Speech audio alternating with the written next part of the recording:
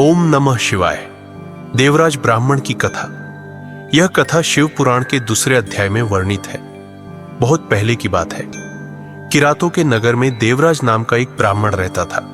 वह ज्ञान में दुर्बल, गरीब, रस बेचने वाला तथा वैदिक धर्म से विमुख था। वह स्नान, संध्या इत्यादि नहीं करता था तथा उसमें बणिक अर्थात पनिये जैसी वृत्ति बढ़ती ही जा रही थी। वह सबको ठगता था। उसने अनेक मनुष्यों को मारकर उन सब का धन हड़प लिया था। उस पापी ने थोड़ा सा भी धन धर्म के काम में नहीं लगाया था। वह वेश्यागामी तथा आचार भ्रष्ट था। एक दिन वह घूमता हुआ ईश्वर की कृपा से प्रतिष्ठानपुर झूसी प्रयाग जा पहुंचा। वहां उसने एक शिवालय देखा जहां बहुत से साधु महात्मा एकत्र थे। देवराज वहीं ठहर गया। वहां रात में उसे ज्वर आ गया और उसे बहुत कष्ट होने लगा। वहीं पर एक ब्राह्मण देवता शिव पुराण की कथा सुना रहे थे। ज्वर में गिरा देवराज भी ब्राह्मण के मुख से शिव कथा को निरंतर 1 मास तक सुनता रहा। 1 मास बाद देवराज ज्वर की अवस्था में ही चल बसा। यमराज के दूत उसे बांधकर यमपुरी ले गए। तभी वहां शिवलोक से भगवान शिव के पार्षदगण आ गए। वे कपूर के समान उज्जवल थे। उनके हाथों में त्रिशूल, संपूर्ण शरीर पर भस्म और गले में रुद्राक्ष की माला उनके शरीर की शोभा बढ़ा रही थी।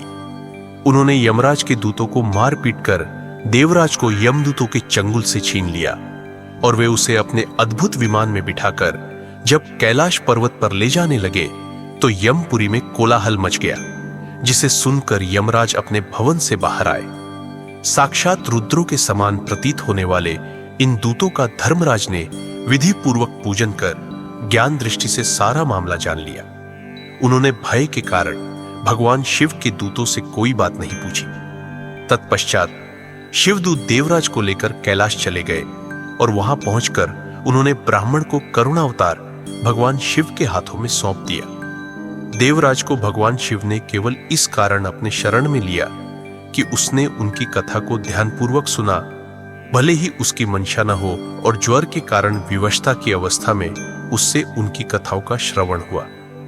ऐसे हैं भगवान भोलेनाथ, जो भूलवश की गई अर्चना अथवा उनकी कथा का विवशता की अवस्था में श्रवण को भी स्वीकार कर लेते हैं और उस व्यक्ति को अपने चरणों में स्थान देते हैं।